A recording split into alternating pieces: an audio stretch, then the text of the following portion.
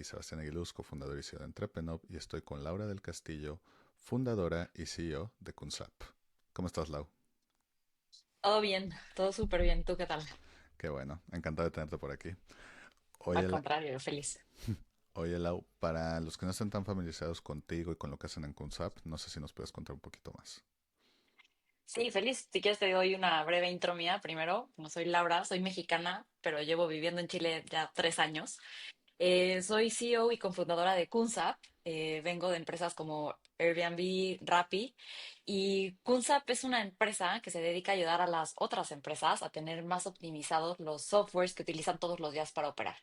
Y dada esta optimización, lograr eficiencias que se traducen en ahorro. Perfecto. Oye, Lau, y por ejemplo, cuéntanos un poquito el origen secreto. ¿Cómo, cómo empieza esta idea? ¿Cómo llegas al mundo emprendedor?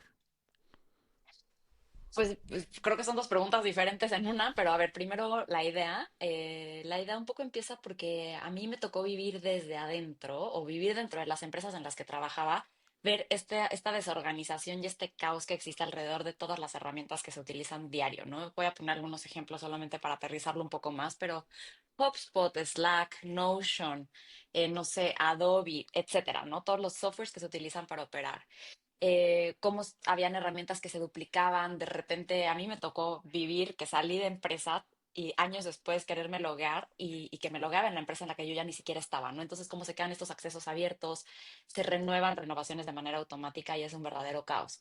Entonces, haciendo un poco un deep dive de esto que te estoy contando, me di cuenta, junto con uno de mis socios, que en Latinoamérica no había ninguna empresa resolviendo el issue o el meollo del asunto, y entonces nos empezamos a clavar y de ahí nació como la idea, y sí, de ahí explota un poco Kunsap.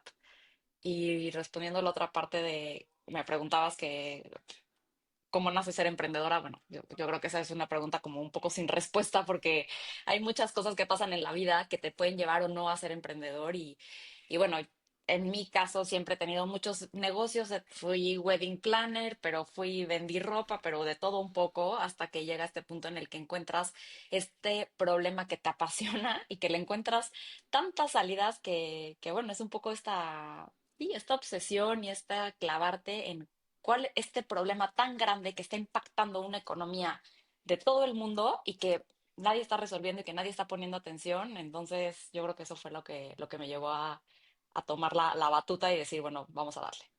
Perfecto. Oye, Lau, por ejemplo, a ver, tú lo dices, no es un momento, es una vida y varias decisiones y tal. Pero me da curiosidad, ¿cómo pasa alguien de wedding planner a liderar una empresa tecnológica y levantando millones? O sea, las dos están muy difíciles. Como alguien que se dedica a eventos, es una gran joda. Pero, pero como que Sí, siento que nos falta algo entre punto A y punto B.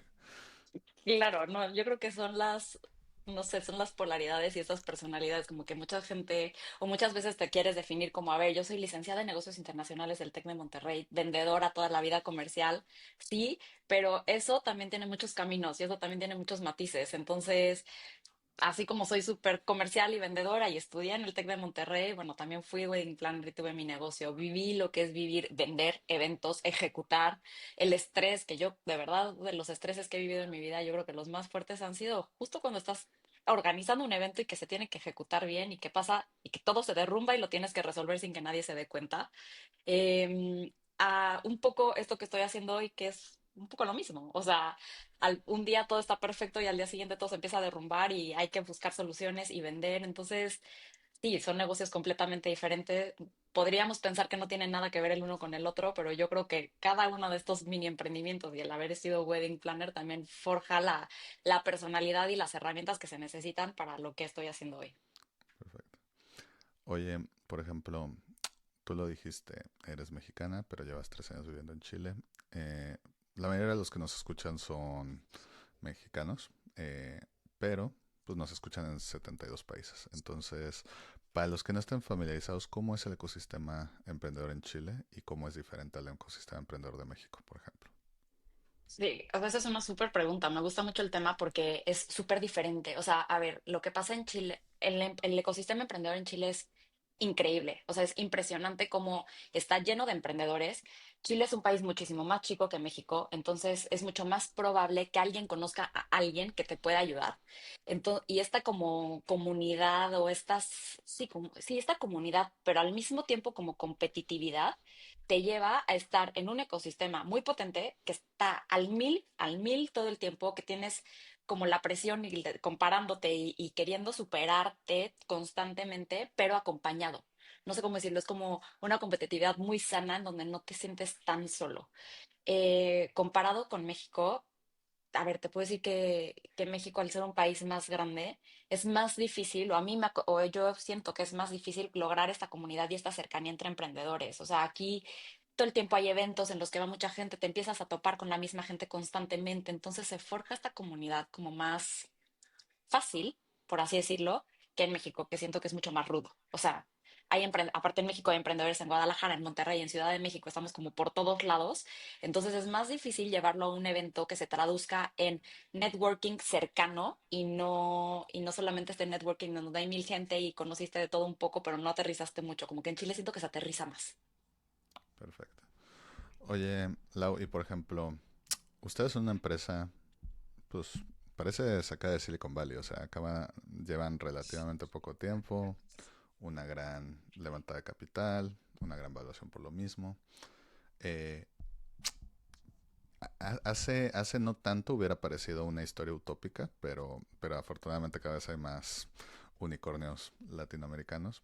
Entonces yo te quería preguntar, ¿estamos migrando más en Latinoamérica a modelos de empresas similares a la suya que adopten el modelo Silicon Valley? Ahora que justamente, irónicamente, el modelo Silicon Valley en Estados Unidos lo cuestionan más. ¿O tú que estás ahí, que la estás levantando, cómo se vive? ¿Es el momento para que los emprendedores estadounidenses se vayan a Latinoamérica a hacer lo que hacían hace 10 años allá? Me encantaría decir que sí, un sí rotundo, pero creo que no, no es así. A ver, ¿cómo se vive? Latinoamérica es complicado, o sea, siempre estamos pisándole los talones a Estados Unidos y Estados Unidos es quien marca la pauta de qué es lo que va a pasar, esa es una realidad.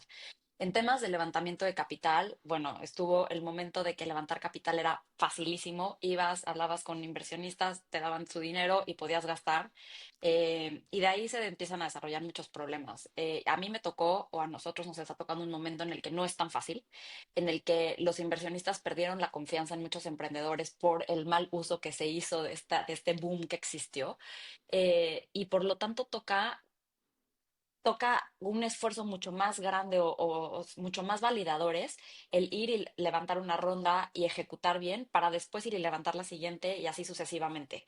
Ahora, lo que también es un hecho es que hoy estamos viviendo en una época privilegiada, siento, con esta explosión que está pasando de la inteligencia artificial, etcétera, que un poco rompe las barreras de qué pasa en Latinoamérica y qué pasa en Estados Unidos y qué pasa en Europa. O sea, hoy todos tenemos acceso a las mismas herramientas y eso hace que nuestro nivel, el nivel de los latinoamericanos, tenga que ser superior. O sea, si le echábamos 10 de ganas, ahora hay que echarle 100 porque de verdad ahora ya no existe somos la empresa de Latinoamérica para Latinoamérica, no, ahora son las empresas del mundo para el mundo, porque nos estamos compitiendo con todos por el acceso que tenemos. Entonces tiene su lado súper como bonito, que es la parte de decir tenemos acceso a todas estas herramientas, no tenemos limitantes, no hay barreras, pero también tiene su lado súper retador, que es justo el mismo. Decir, bueno, ahora ya no compito con acá mi vecino de Chile y mi vecino de México, sino con Estados Unidos y con Europa y con quien vayan haciendo. Entonces,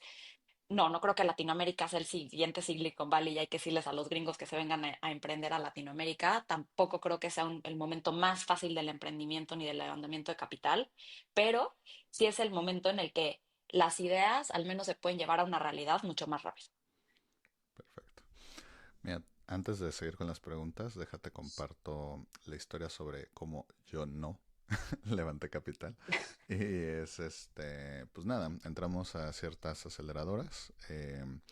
Nos en Estados Unidos nos buscaron para varias de ellas. Estuvimos en los programas y nada, básicamente en cierto momento, como que yo tuve como emprendedor de choque cultural porque Entrepreneur no es una empresa tecnológica, y por ende pues la inversión que se necesitaba era mucho más baja. Y se tiene otro modelo, era mucho más bootstrapping, autosustentable, como lo quieras llamar. O sea, sí, Ujú. sí, sí tenemos nuestro modelo de escala, pero llegó un momento donde nos dijeron fondos, este, es que, por decir un número, Sebas, me estás pidiendo un peso, y Ujú. nosotros necesitamos que al menos nos pidas 55. Y es de, pero es que no necesito 55. No, pero, o sea, sí te doy, pero pídeme 55. Yo, pero pues no voy a llegar a la evaluación, o sea, no voy a comprar todo eso. Sí, Y no ahí me da. no, no me da, o sea, casi casi, ayúdame a no perder tu dinero. O sea, no, no, Claro, sí, sí, sí. o sea, ¿para qué quieres? Bueno, X. El punto es, para los que se les está haciendo rara esta historia, pues eso obviamente porque es un modelo que mientras más, o sea, si yo levanto, si me dan 55 por el 30% de la empresa, significa que el total pues es de 370, 380,000. Y entonces ahí es donde está el negocio. Ahí fue Ujú. cuando yo me di cuenta que no que Sebas no era un emprendedor para levantar capital, pero al menos que Entrepenop, al menos en ese modelo, no era una empresa para levantar capital, como el 95% de las empresas, buenas, malas, etcétera, de eso. Y bueno, qué bueno eso antes de agarrar un montón de deuda.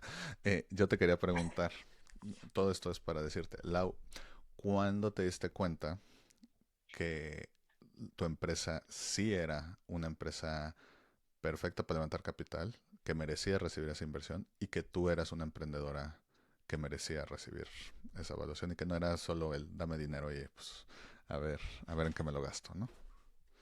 Sí, o sea, eso, o sea, qué buena pregunta, porque es heavy. De hecho, se acercan mucho a mí a pedirme este consejo, a decirme, oye, levanto capital, o soy bootstrap, o por dónde me voy. Y yo creo que no hay un solo factor decisivo, yo creo que son muchos. Y te voy a contar nuestro caso y nuestra historia.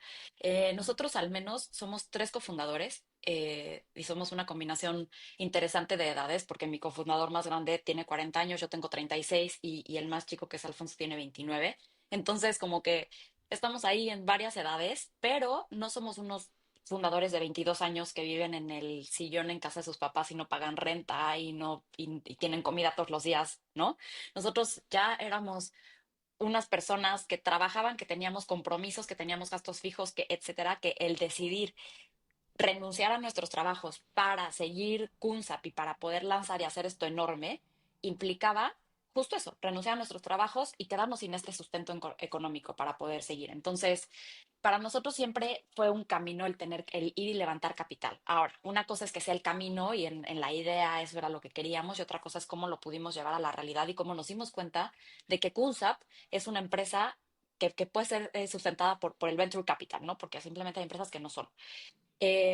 Y bueno, son algunos factores. Para empezar, Kunsap es una empresa 100% tecnológica. Nosotros tenemos una inversión muy fuerte, sobre todo en áreas de backend, de arquitecturas, de bases de datos, etcétera, que necesitan desarrolladores, que se necesita una inversión por esa parte.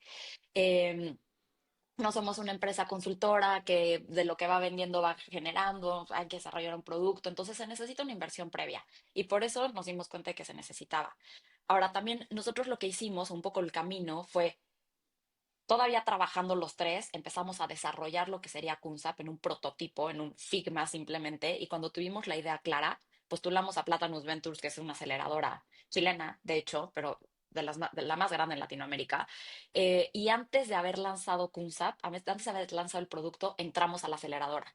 Entonces, ahí recibimos nuestra primera inversión de una aceleradora y eso nos metió inmediatamente en este mundo de levantamiento de capital. Cumplimos nuestra etapa sí, de proceso de aceleración con Platanus Ventures y después tuvimos nuestra primera ronda que fue nuestra pre-seed, en donde levantamos $850,000 y ahí un poco como que se va cumpliendo esto que estábamos pensando que iba a pasar y por lo que estábamos trabajando. Entonces, no creo que haya una fórmula secreta para quién sí y quién no debe levantar capital. Son muchos factores que se tienen que ir uniendo y después irte ahí al ruedo a ponerte a prueba y a ver qué feedback recibes, ya que te echen tomatazos porque te van a echar y a ver qué sí da y qué no da para ser una empresa que levanta capital o no. Perfecto. Oye, Lau, y por ejemplo, hemos tenido varios invitados que están en las industrias tecnológicas. Eh, yo te quería preguntar, porque hace rato dijiste pues que el AI, y estoy de acuerdo contigo, como que está borrando las fronteras, está, pues básicamente como que le puso esteroides a todas las industrias al mismo tiempo. Eh, ¿Cómo, cuando ustedes empezaron con SAP, ya había sido el boom de la inteligencia artificial o les tocó? Y si les tocó cuando ya estaba, ¿cómo les cambió a ustedes el plan? Sí, Porque de repente lo que iba a tardar 8 meses de desarrollo tardaba uno, y no sí, solo una para ustedes, locura. para todos pues para sus competidores, para sus aliados, para todos. Sí, fíjate que el AI impacta en muchísimo más, es muchísimo más allá del desarrollo, son muchas cosas, pero a ver, cuando nosotros lanzamos KunSap, empezaban los primeros indicios de AI, pero ni siquiera se estaban usando todavía, al menos en Latinoamérica. Entonces nosotros desarrollamos KunSap, las primeras partes de KunSap sin AI, ¿no? A la antigüita ya, ya se puede decir ahora. Y conforme fuimos avanzando, empezó este boom del AI, que realmente tiene algunos meses, o a lo mejor un año que ya está como tan potente la parte de la inteligencia artificial. Impacta en muchas cosas. Impacta no solamente en cómo se desarrolla, porque igual necesitamos desarrolladores y developers, pero ellos pueden ser mucho más eficientes al momento de generar código, pero también impacta en otras áreas de la organización. O sea, por ejemplo, yo que estoy metida en el área comercial, incluso los procesos de ventas se agilizan mucho gracias a la inteligencia artificial. ¿No? O sea, cómo cotizas, cómo presentas, cómo planteas una propuesta, cómo levantas capital, todo eso se puede optimizar gracias al AI. Y eso maravilloso, ¿no? O sea, te puede dar un impulso. Y yo siempre digo, y soy la conservadora del AI, porque maravilloso el AI y hay que usarlo, pero siempre hay que tener la cautela de saber que es algo nuevo y que no podemos depender completamente de la inteligencia artificial. Ahora pasa que, no sé, subes una postulación para alguien que entra a trabajar a KUNSAP y te das cuenta como el 100% de la postulación le escribió ChatGPT y que ya ni siquiera la gente está leyendo lo que ChatGPT le dice. Entonces, hay que apalancarse a la inteligencia artificial de manera inteligente para efectivamente ser más eficientes y hacer mejor nuestro trabajo en todos los sentidos. Ahora, eso por un lado. Pero por el otro también nos impactó porque nosotros somos un software que optimiza softwares y la inteligencia artificial viene a revolucionar cómo las empresas están utilizando las herramientas de tecnología. Ya no son solamente softwares, ya es AI integrada por todos lados, que también se tiene que optimizar. Entonces, nos viene bien el tema del AI porque nosotros, bueno, es evolucionar el pitch para decir no solamente optimiza tu software, sino también tus herramientas de tecnología, todas, AI incluido. Y entonces viene maravilloso porque las empresas hoy no están sabiendo cómo optimizarlo, cómo se paga, si se paga por uso, quién sí lo tiene que tener, quién no, cuánto lo usa, quién lo deja de usar. Y ahí también a Kunsab le viene súper bien este boom. Perfecto. Oye, Lau, por ejemplo, eh, en este podcast hemos hablado varias veces de que cada vez más fácil está haciendo que las personas empiecen a usar herramientas tecnológicas, que le pierdan un poquito el miedo a usarla. Porque pues básicamente cuando ves que te hace la vida más fácil, como que siento que ya no hay para atrás. Un dato curioso, cuando nosotros empezamos con Entrepreneur, la forma de ventas, yo hacía lo que no sabía que era un CRM, porque como buen emprendedor fue primerizo, nadie me enseñó a hacerlo. Entonces yo lo que hice fue un spreadsheet con los nombres de cada persona que tenía en mi lista de WhatsApp. Y entonces como que hacía la pestaña siguiente del evento, y entonces copiaba y pegaba para mandar y pues ya sabes, mandaba de uno en uno los mensajes nada más cambiando de invitación, nada más cambiando el nombre, El ¿no? nombre. Este, sobra decir, porque lo hacía con una semana de anticipación para asegurarme que la gente supiera si iba o no. Pues que no había momento que odiaba más del mes que la semana previa a un evento, porque o sea, estaba pegado todo el tiempo con podcast, así de la gente me traía la comida, yo nada más le decía a los de la empresa, a mí no me hablen, estoy vendiendo, no me hablen. Estoy mandando invitaciones. Estoy mandando Sí. invitaciones, contestando, vendiendo, tal. Este, y bueno, a ver, no quiero juzgar tanto al Sebas de ese momento porque ese Sebas no sabía más. Pero en el momento que que me vino el momento de, tiene que haber estaría muy padre que pudieras programar los WhatsApps y que le mandaran a todos el mismo personalizado. O sea, porque yo sabía de que podías mandar como una lista de difusión, pero no el personalizado. ay, estaría increíble. Y luego de repente uno de mis ponentes me dijo, sí, sí se puede, nada más usa esta empresa.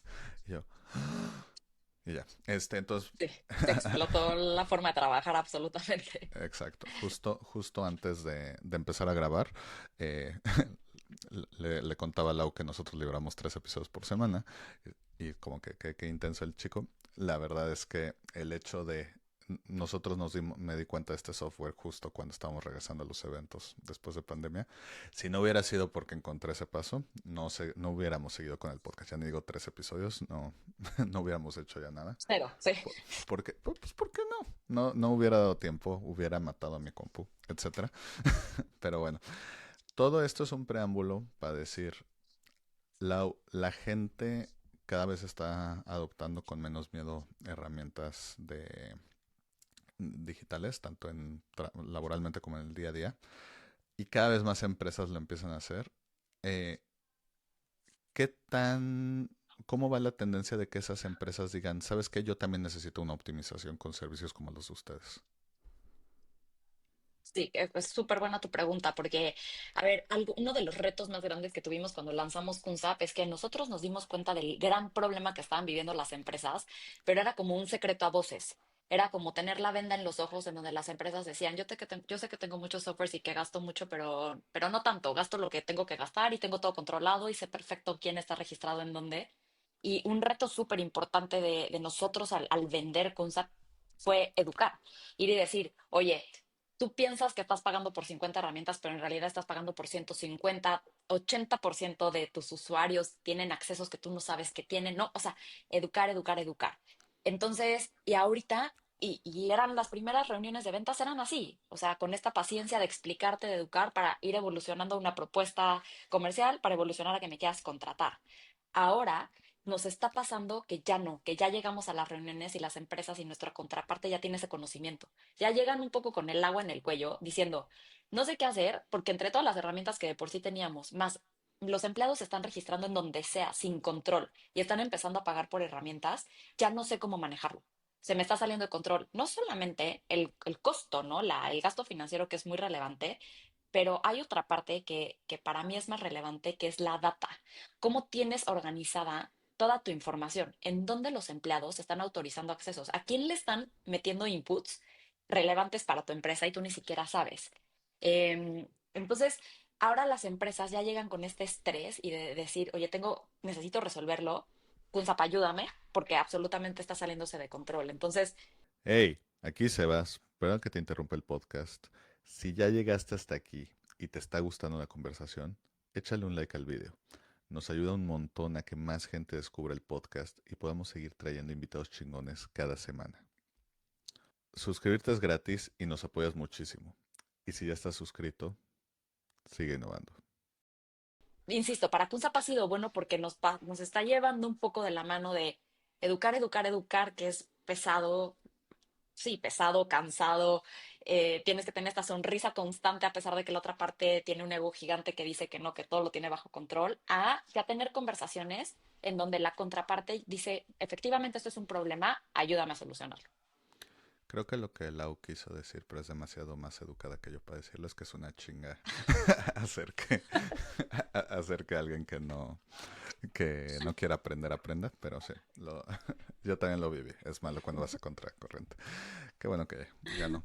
Pero a ver, también los entiendo porque, a ver, de por sí creo que es un paso grande para una empresa, sobre todo una empresa establecida, pasar a me abro a estas nuevas herramientas cuando durante quién sabe cuánto tiempo hemos estado sin ellas y nos ha ido bien.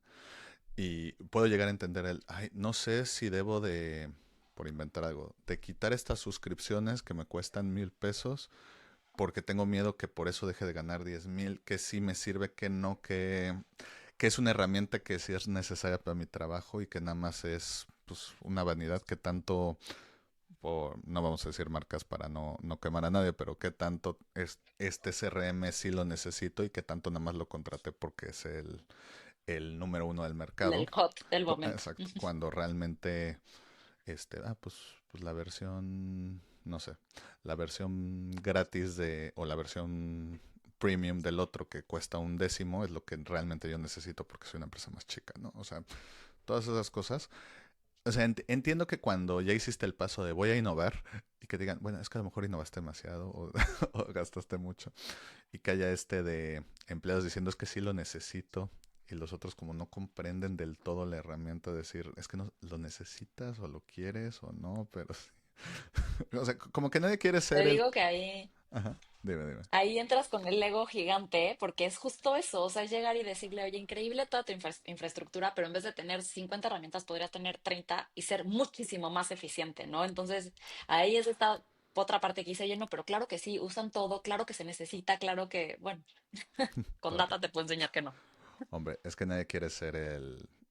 yo tenía, me ofrecieron el 30% de Apple por $10 y no lo quise, ¿no? O sea, nadie quiere pasar a ser el... Por ahorrarme, no sé, por ahorrarme 500 pesos perdí la casa. No sé, o sea, Sí, tal cual. nadie quiere ser eso y también los entiendo. Oye, Lau, y por ejemplo, el mundo tech, ya lo establecimos en este episodio, está constantemente cambiando. Eh, todo el mundo está constantemente cambiando, sobre todo con la inteligencia artificial, pero más el tech. En Estados Unidos dicen que es de los ambientes más competitivos y con prácticas de que todos se quieren robar el talento entre ellos, que todos se quieren tal. O sea, como parece si el lobo de Wall Street lo grabaran en esta época, probablemente En estaría esta época. más, estaría en Silicon Valley, no en Wall Street. Eh, ¿Es así también en el mundo tech de Latinoamérica, en tu experiencia? Sin Sí, o decir sea, es nombre, heavy. tranquila, tranquila. Este ambiente es heavy porque a ver, por un lado está toda la parte muy linda que te conté al principio, ¿no? De poder lograr comunidad, de que de verdad hay otros emprendedores que te ayudan, que te impulsan, que te ayudan a crecer. Pero sí es un mundo muy duro, o sea, sí es un mundo muy solo, a pesar de que tienes comunidad, porque al final estás tú solo emprendiendo contra el mundo, rompiendo barreras y dejas de ver a tus amigos, dejas de ver a tu familia, dejas de hacer muchas cosas y sacrificas muchas cosas por crecer esto que quieres crecer, ¿no? Y por explotar esto que le estás viendo que tiene un potencial gigantesco. Entonces, en ese sentido, sí es un mundo muy duro. En el sentido de talento, sí, o sea, el talento de verdad es de las cosas más valiosas que pueden existir. Es difícil de encontrar. Y entonces se dan estas prácticas de, bueno, si ya sé que tal empresa la está rompiendo, claramente tiene buen talento, voy a ir a buscar ahí. Es una práctica común. Ni siquiera te voy a decir que es mal vista porque pasa y a veces hasta en reuniones dices, oye, sorry, ya me robé a tu desarrollador, lo tenía que hacer, me explico, y el otro es, bueno, sí, pues ganó el mejor y ni modo, me explico, o sea, es algo que pasa, no es ni siquiera un tabú. Eh, pero sí, si el mundo, si graban efectivamente el logo de Wall Street ahorita tendría que ser en Silicon Valley, no solamente por esto, o sea, no solamente por lo que existe alrededor del talento y de la competitividad extrema y de cómo los fundadores vivimos una vida de repente bastante solitaria, que tienes que encontrar un balance, que dejas de hacer ejercicio, ¿no? Sacrificas muchas cosas, a veces malamente, por querer explotar esto y en la búsqueda constante de este balance. Eh, y también que al final sigue siendo un mundo, es impresionante, pero sigue siendo un mundo de hombres, el mundo tech. O sea, yo hoy voy a una reunión de emprendedores y hay 20 hombres y una mujer, ¿no? Soy yo. Y eres tú. Y de repente hay otra y es como, qué emoción, hay otra mujer, ¿no? O sea, impulsémonos más, pero sí, también esa es una parte que es dura y que yo constantemente traigo como esta lucha de decir, a ver, impulsémonos las mujeres porque no sé por qué tenemos miedo de hacer estas cosas y hagámoslas y ya.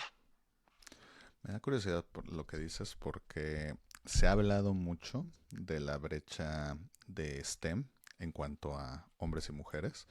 Y obviamente pues, en el tema de las ingenierías sobra decir eso de que pues, no se le ha dado eh, pues, el enfoque que se debería al desarrollo igualitario de talento y de meterles la semillita desde chiquitos. Por eso iniciativas, no sé, como Epic Queen, pues me Mm. encantan. Pero justo lo que tú dices, por ejemplo, ahí tú eres la CEO. No necesita, o sea, independientemente de un curso de STEM o no, o sea, tú puedes ser CEO de, por decir algo, un grupo restaurantero o puede ser de una empresa tecnológica, igual alguien de marketing, alguien de recursos humanos, etcétera. ¿Por qué crees que sigue siendo un poquito el club de Toby. El, o sea, más bien, yo sé por qué tú lo piensas, más bien cuál crees que es o más bien, yo sé que tú sabes que así es. ¿Por qué crees que se está causando todavía este tema en 2025? O sea, te juro que me encantaría tener una respuesta, pero me es impresionante que no existe. Yo creo que es mucho justo los fundamentos, o sea, cómo crecimos y sobre todo en México, que seguimos siendo un país súper machista, ¿no? Y bueno, México y Latinoamérica, o sea, si yo te contara los comentarios con los que me he topado, que digo, ¿cómo puede ser que en 2025 me vengan a decir eso? ¿No? Impresionante. Pero yo creo que es mucho cómo crecimos, cómo nos educaron, cómo todavía existe en estas generaciones, o al menos la mía, en donde creces en familias, en donde el papá trabaja, la mamá no, ¿no? Y un poco así creces. Entonces, yo siento que los que no somos así o los que no seguimos ese patrón es porque no crecimos en estas familias tan tradicionales en ese sentido y no porque sean malas o buenas, simplemente es lo que es y es lo que hay, ¿no? Yo en mi muy particular caso tuve una mamá que siempre trabajó y tuve un papá que siempre me empoderó, o sea, a mí y a mi hermana fue siempre, ustedes pueden y ustedes lo hacen y, ¿no? Entonces siento que eso impactó mucho en que yo nunca tuviera ese bias. Ahora, lo veo con otras mujeres y puede ser eso por un lado y por el otro lado este tema de eventualmente querer ser mamá y decir, ¿cómo comparte estas dos partes de la maternidad potencial, que a lo mejor en ese momento ni siquiera es mamá, pero la maternidad potencial con el desarrollo de una empresa y el escuchar la chinga que es, el, eh, lo que te acabo de decir, ¿no? El poco balance que hay, lo solitario que es, el estar horas y horas trabajando, todo esto como que parece que no puede convivir mucho. Y de repente salen estas grandes figuras de startups que hablan de eso y cuando haces el doble clic te das cuenta que no es tan fácil y esa es la realidad, no es tan fácil. Ahora, yo creo que hoy en día 2025 hay N herramientas que te pueden ayudar a mantener este balance, a lograr tener una red de apoyo que te pueda impulsar y no sacrificar una carrera o una potencial carrera por el tema de formar una familia. O sea, yo creo que sí en la sociedad hoy ya hay muchas herramientas, pero necesitamos impulsar mucho más el compartir ideas, herramientas, estilos de vida, formas de hacer las cosas para demostrar que se puede y para ayudar a todas las mujeres y a los hombres también que quieren formar una familia a que puedan tener este balance y no tengan que sacrificar ni una parte ni la otra. Entonces yo creo que ese es el mayor, o sea, yo creo que por eso sigue pasando, o sea, porque sí, porque efectivamente no es tan fácil, hay que ser creativo para lograrlo. Entonces, sí, supongo que va por ahí. Perfecto. Oye, nada más rápido. Ahorita que estábamos hablando de que en las juntas se encontraban a veces de, por cierto, te robé a X empleado o lo que sea. Me imaginé como el meme de Malcolm que van pasando y que se quedan viendo los carros y así como de saliendo, sí, de que a lo mejor hasta el que te recibe en la junta es el mismo que Sí. supuestamente es tu empleado, ¿no? Pero bueno. Oye, Lau, vamos un poquito más a la empresa. Ya hablamos del tema de costos y de optimización, etcétera, pero por ejemplo, quién es su mercado objetivo? O sea, ¿qué empresa es lo bastante grande o lo bastante chica eh, para, para poder usar sus servicios y que valga la pena? Perfecto. Primero vamos a partir de esta teoría que tenemos, que no es teoría, que de esta realidad que existe, esta matriz que usamos, que es entre más empleados tiene una empresa, más herramientas de tecnología utiliza, por lo tanto, más gasta en software, por lo tanto, mayor necesidad de tener un SAP en su vida. Dicho esto, empresas que tienen más de 250 empleados ya empiezan a tener una necesidad muy fuerte de tener un SaaS manager. Me voy al número de empleados porque es lo más tangible, lo más fácil de identificar. En cuanto a las industrias, eso es agnóstico. O sea, de verdad, a mí siempre digo eso y como me hacen cara como decir, le puedes vender a cualquiera. Pero de verdad le puedo vender a cualquiera porque cualquier empresa que tiene más de 250 empleados tiene una necesidad de tener software. Entonces, fintech, retail, bueno, todo lo que acabe en tech, por supuesto que lo necesita, pero también las agros, las mineras, o sea, todas las empresas que tienen esta cantidad o este volumen de empleados tienen una dispersión de software importante y por eso necesitan Kunsa. Ahora, ¿con quién hablo normalmente? Mi contraparte generalmente está dividido en dos grandes grupos, que es finanzas y procurement, como que siempre los metemos en el mismo cajón, porque al final ellos están preocupados por todo este proceso de renovaciones, compras, adquisición de software y cuánto se está gastando, ¿no? Al final, estoy gastando más, menos, estoy ahorrando, entonces por ese lado ellos son una contraparte que están muy interesados en FunSap y por el otro lado tengo a todos los gerentes de tecnología. Entonces, gerentes de tecnología, CISOs, CIOs, que llevan la seguridad, que controlan los accesos, que están preocupados de que los empleados no estén poniendo el correo electrónico en herramientas que no son softwares para utilizar en un corporativo, en que se hagan los offboardings adecuados y no se queden accesos abiertos de ex empleados. Entonces, sí, así se divide. Y hoy te puedo decir que otra cosa muy linda de Kunsap es que no tenemos barreras para abrir mercados, porque como no tenemos conexiones que nos limiten por país, es decir, no dependo de un banco, no dependo de un SAT, mis conexiones son, sí, o sea, no dependen de ningún ecosistema local, entonces hoy vendemos en 7 países diferentes, de Latinoamérica todos por el momento, y podríamos seguir vendiendo en diferentes países como sin ningún impedimento a nivel barrera. Perfecto. Oye, agarrando la analogía de que ustedes funcionaran como un doctor, eh, ¿necesita ir alguien con el doctor cuando ya tiene el problema, o sea, cuando ya tiene los síntomas? ¿O también ustedes pueden ayudar a alguien que dicen, soy esta empresa grande que quiero empezar a adquirir herramientas tecnológicas y pues, para no llegar al punto donde necesito la intervención, quisiera que ustedes me asesoraran para ver cuáles sí, cuáles no, etcétera. ¿Alguien así también pudiera interesarle sus servicios o ahora sí que hasta que, que ya tengan el problema mejor? No, de hecho, lo ideal sería que nos llegaran los clientes así, antes de que tuvieran el problema encima, porque entonces con nuestro acompañamiento podrían armar un stack tecnológico mucho más inteligente, con un benchmark bien hecho, asegurándose de que están pagando los precios que deberían de estar pagando y que no están duplicando herramientas, que eso también pasa mucho. Como no sabes el potencial o hasta dónde puede llegar una de las herramientas que tienes, entonces contratas esta más esta y tienes 3 o 4 diferentes cuando podrías tener solo una. Entonces, en el mundo ideal deberían de tener QNSAP antes. Ahora, la realidad es que todas las empresas que ya hoy existen y que ya tienen, sí, ya tienen el problema explotado en la cara. Entonces, hoy nos está pasando que más bien llegamos a resolver el problema para que después podamos seguir avanzando y en este acompañamiento para que no se siga repitiendo. Pero sí, o sea, respuesta corta, idealmente que llegaran sin el problema explotado en la cara. Muy bien. Lo oyeron aquí. Prevenir es, es siempre la mejor opción. O- Sí, totalmente. Oye, Lau, y por ejemplo, las personas, o sea, al final del día las empresas están conformadas por personas y cada persona es diferente y muchas veces necesitan cosas diferentes. O sea, a lo mejor en la misma empresa habrán individuos que necesitan ciertas cosas que otros individuos no.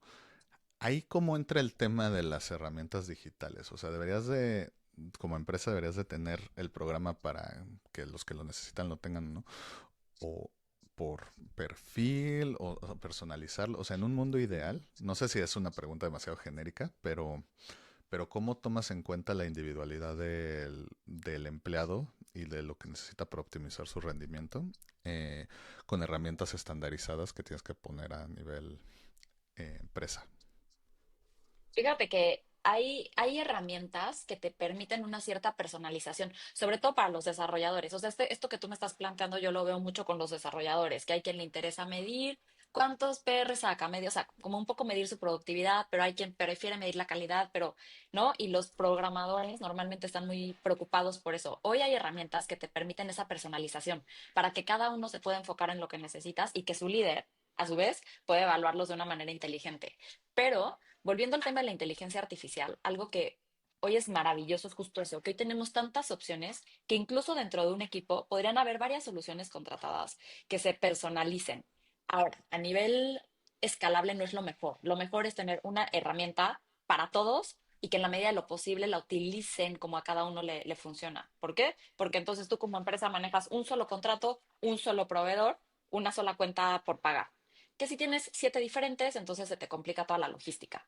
Entonces, a ver, volviendo un poco a la pregunta, hoy hay herramientas que te permiten esa personalización en una sola herramienta. Entonces, como complejo tener una por empleado, porque bueno, imagínate, la logística se vuelve demasiado, sí, complicada.